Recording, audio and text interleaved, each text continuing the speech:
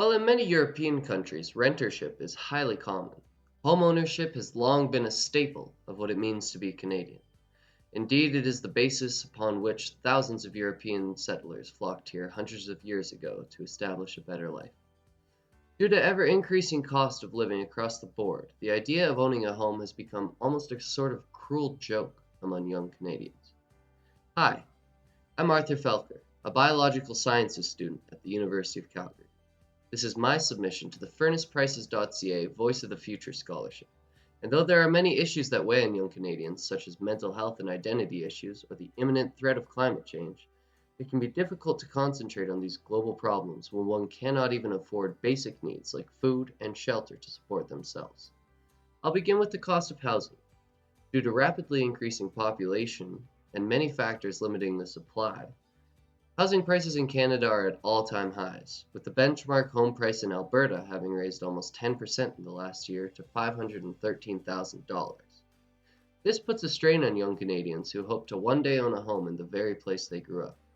As a result, rates of homelessness and homeless mortality are on the rise, further contributing to the mental health and drug crisis in Canada.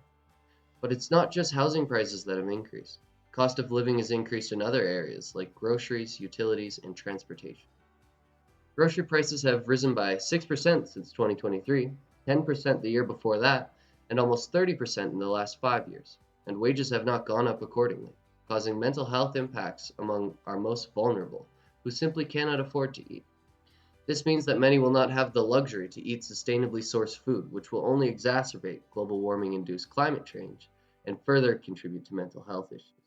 And the implications for young people of affordability on mental health and quality of life cannot be understated. Many are experiencing increased levels of anxiety, depression, and stress due to financial insecurity.